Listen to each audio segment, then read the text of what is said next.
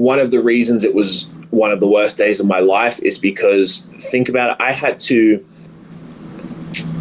watch someone that I admire very much and I look up to stand in the ring and cry and basically say that he may never wrestle again. And then I had to go out into the ring and perform, basically knowing that it was possibly my fault.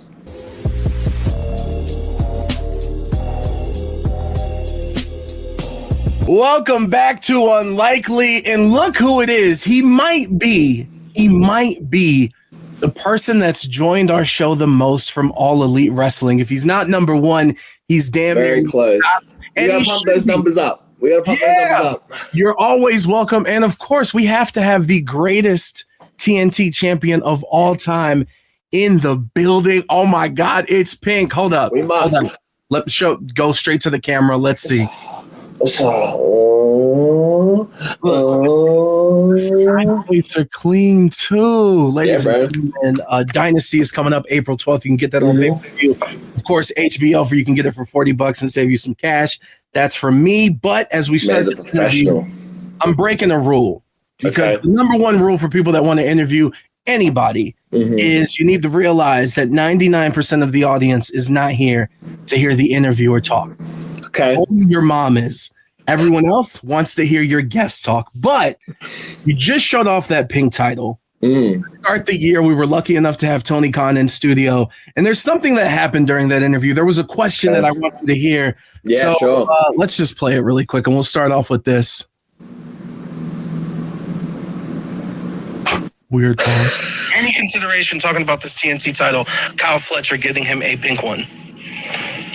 It's an interesting thought. Kyle's presentation and a lot of those things, it's something that we hadn't really ever done. But, at some point, Kyle, his pink presentation is pretty special. So that's a good thought. No, it's amazing. You wished it into existence. What can I say?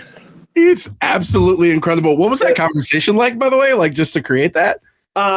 It was very much a conversation of, hey, Tony, this is something that a lot of people are very, very interested in, very, very hopeful for. And then I kind of just left it with him. I said, if you want to do it, just let me know. And then I think it was probably the next week I showed up to work and there it was sitting there for me. Dude, as a fan and obviously as someone who's been pushing for this, no disrespect to Mark Briscoe and his legendary career, but when it comes to the lineage of the TNT title, I was like, hold up.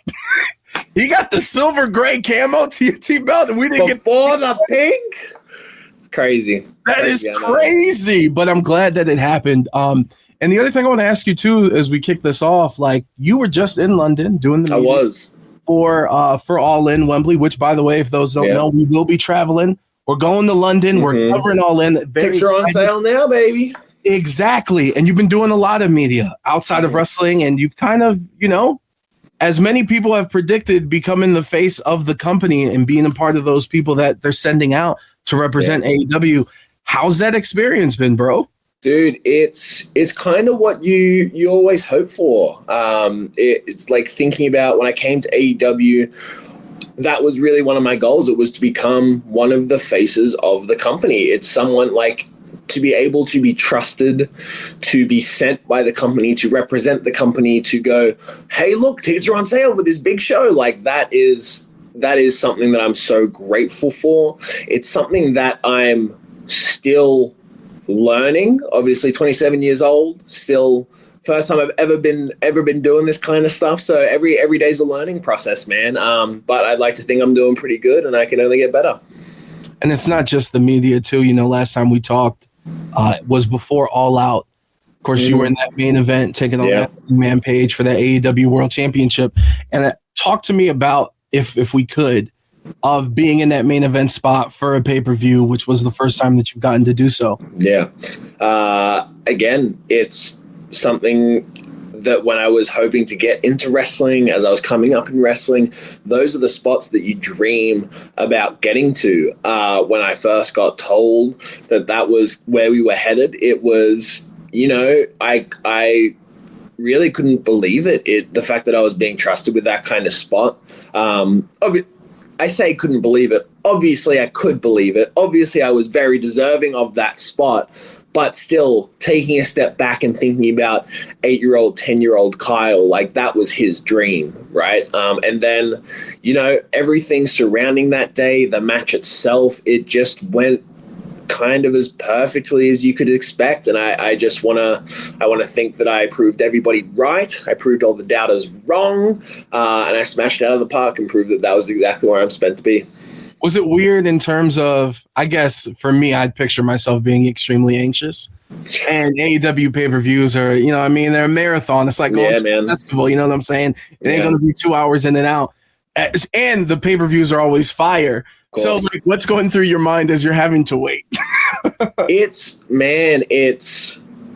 was weird because I got ready so early for my match. So really, I was sitting in the locker room 1:30 p.m. Let's go.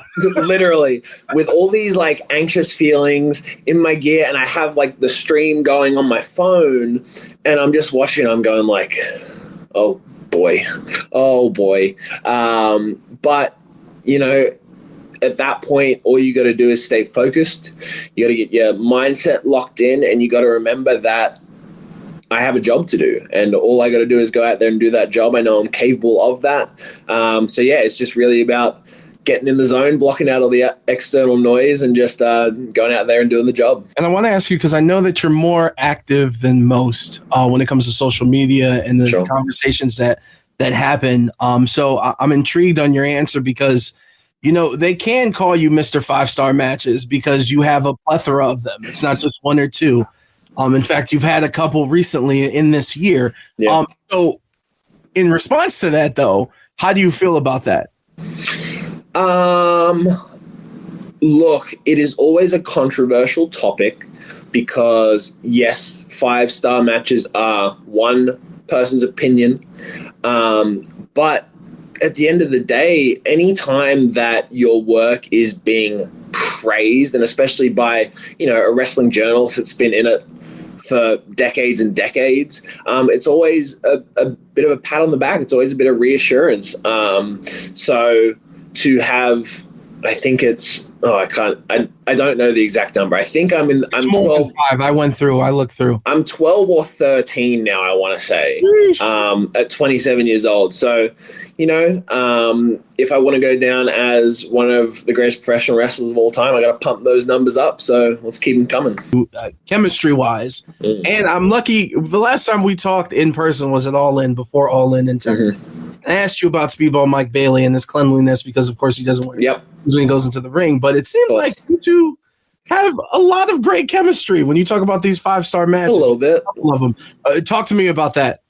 Yeah, dude. Speedball Mike Bailey is someone that I saw wrestle for the first time, probably, I want to say PWG, before I'd even moved to the UK. And then I moved to the UK and he was doing stuff over there with Rev Pro. Got the chance to wrestle him in 2018.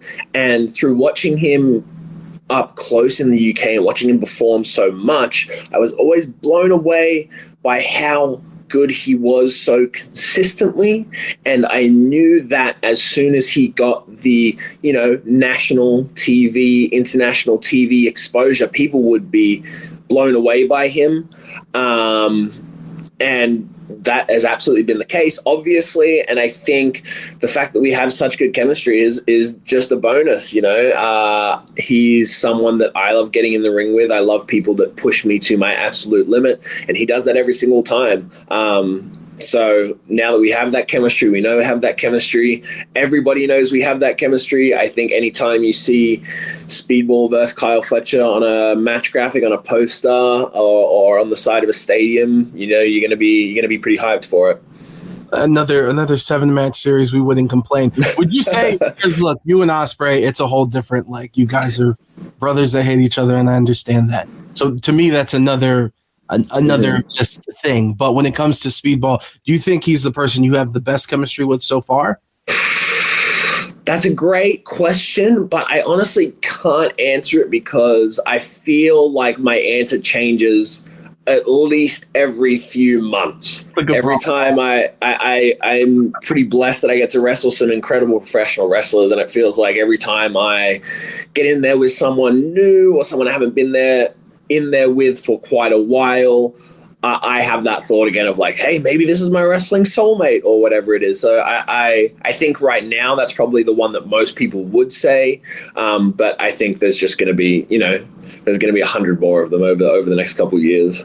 And the smile from my face is excited to see that play through. I do want to ask you, because you did bring up, you brought up moving to Europe and then obviously moving to the States. And strangely enough, on the show in the past couple months, we've talked to a lot of people that have come from Europe, that have come from Australia. And the one thing that I started to realize, and I don't think like American fans realize, is for a lot of these people, like Finn Balor, for example, he was like, my dream wasn't to be in WWE because we didn't have that on our TV or all these big stages. They were like, I just wanted to like get paid by doing this. Yeah. For you, what was the dream? Because I know you're huge. Like you've talked about your fandom, and I know in Australia, like you were connected. But what was the dream ultimately? Yeah, it's hard to really put my finger on what my big dream was. I think from a very young age, I had that feeling, and I had this thing inside me that I just knew this is what I was meant to do with my life. And when I pictured it, I pictured winning world titles. I think that was it. It was because I became a fan when I watched Jeff Hardy win his first world title, and that moment where he celebrates with that title, I think that was what really hooked me, that like outpouring of emotion and like, getting up on the ropes, and got up on the stage afterwards and was holding the belt up. And I remember that, and I remember thinking like, I want that moment where it just feels like your entire life's work is paid off in one moment by winning that world title. And I think that is ultimately what my dream was. I knew I was meant to do this, and I knew I was meant to be at the very top of the industry. So yeah, I would say that's probably it. You talk about big moments. You did have one in Grand Slam back in Australia, getting to go back. Winning, holding that title up. Obviously, we could tell that you were very emotional. I want to talk about a specific spot in that match, and I want to ask you to compare. Obviously, you got the Spanish Fly at Revolution with us, but during this TLC match, you did the Brainbuster with Mark Briscoe, and I know that the cage. I'm assuming the cage was taller. Yes, that cage was crazy. Cage. It'd be pretty close, I reckon, to the top of that ladder. Compare me those two spots. I feel like I was definitely more nervous about the Spanish Fly. I think mainly because the setting, like the actual top of the cage, there isn't an easy platform. Like they're round, steel, and slippery, and it's exactly. Whereas the ladder, it's flat surface, very easy to get your bearings, get your your feet under you. That's not to say that I was not terrified by the Brainbuster. I think the thing that I was terrified most on the Brainbuster was we didn't have the entire ring to land on. So whilst you're doing it, you're almost trying to like, I do like a little glance over my shoulder because you only have whatever it is, like half. You had less than half of the ring. Yeah, exactly. So that was probably the scariest part of that. But we came out okay. Absolutely insane. And I talked about you doing all this media. I'm lucky enough to talk to you a day after you did a whole bunch for All In London. Yeah. And you talked about the All In day and how nervous and how that day was. And there's been some conversation. And to be honest, I'm a little uncomfortable asking this because I think that there's some people that are talking about it in bad faith. But when you talk about that day, there's people that are like, yeah, but Adam Cole, he may never wrestle again. And they point to the match that you guys had. Yeah. That powerbomb spot. Is there anything that you want to respond to that? Yeah. Look, that comment that I made the other day, I was very upset with myself for the way I worded it. I would like to apologize for the way I spoke and the words that I used. I think the words I used were a bit insensitive, saying it was one of the worst days of my life. My thought process when I was answering that and answering any questions about that day, I never want to talk about somebody else's story. And that whole day, that whole situation, a lot of it is Adam's story to tell. So when I was answering that question was asked, and they asked me about my emotions on that day. So I did my best to kind of not address what happened with Adam to the best of my ability and just focus on how I felt. And truthfully, that was one of the worst days of my life. But at the time I'm trying to, there's this weird thing nowadays where kayfabe, it kind of exists, but it kind of doesn't. Yep. And all the stuff that happened with him, I have people in my ear kind of saying like, oh, you should be saying in promos like that you injured Adam Cole and like using it for heat or whatever. And I never felt good about that. So I've tried my best to stay away from talking about it. But one of the reasons it was one of the worst days of my life is because, think about it, I had to watch someone that I admire very much and I look up to stand in the ring and cry and basically say that he may never wrestle again. And then I had to go out into the ring and perform, basically knowing that it was possibly my fault and that everybody in the arena knew it was my fault. And I'm sure you can imagine the headspace, and it's not nice to think about. People need to remember that you brought it up in your answer. You said this all happened suddenly, day of 5 hours. Yeah. This wasn't expected. Everyone thought we were getting this match when they woke up that day. Yeah, exactly. So. Yeah, it's it was a rush of emotions. The whole situation was horrible. And again, I really don't feel like I don't like talking about it. I don't feel like I have the right to complain about any of it because what Adam is going through and has gone through, my feelings pale in comparison to it. So yeah, I do my best to not talk about it because it's not my story. But I was asked about my feelings that day, the other day when I answered the question. So that's what I tried to talk about. And yeah, again, I apologize. I think I used some pretty bad wording, but those were my genuine feelings.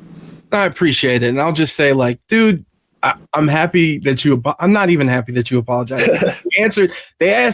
They asked you to talk about how you felt, which is basically like if I asked you, hey, do you like pizza with pepperoni or cheese? And you say, I like cheese pizza. And then someone goes on Twitter and says, Kyle Fletcher hates chips. He hates chips. No, he answered about pizza. So nobody was asking you about Adam, but thank you for opening up. Of course. No, thank you for giving me the chance to. No, and let's transition to something else that you've been asked about. And for you and for fans, I feel like there was a lot of excitement a couple weeks ago on Dynamite. You had that moment with MJF backstage. Yeah. You've answered about what that meant to you, but I have to ask you, when that popped up on the screen, the crowd went crazy, online went crazy.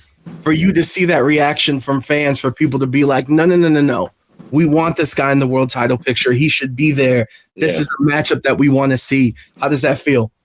It's very validating. Like I said, when I was told about the all-out match, the Hangman match was happening, it felt very validating that people within the company saw me in that spot.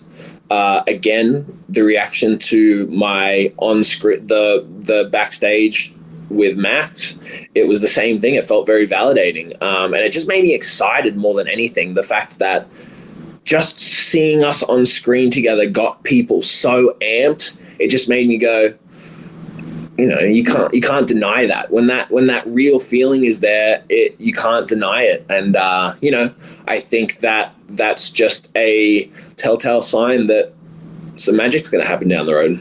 Some things are coming, baby. We'll close out with this as a reminder.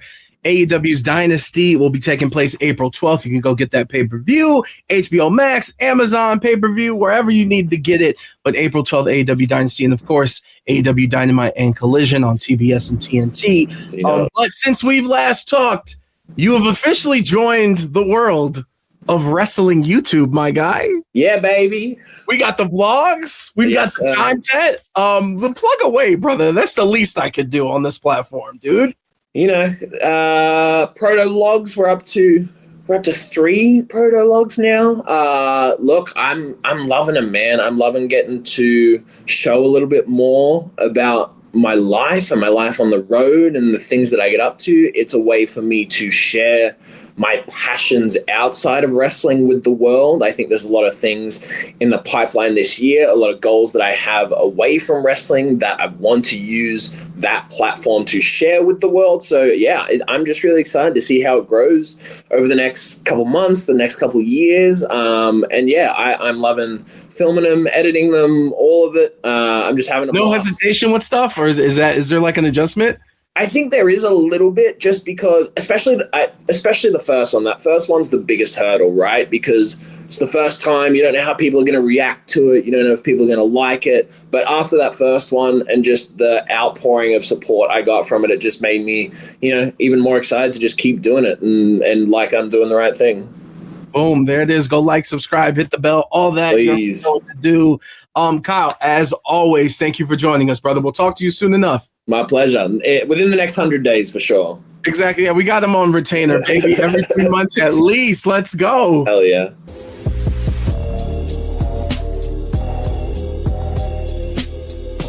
Don't you dare be sour.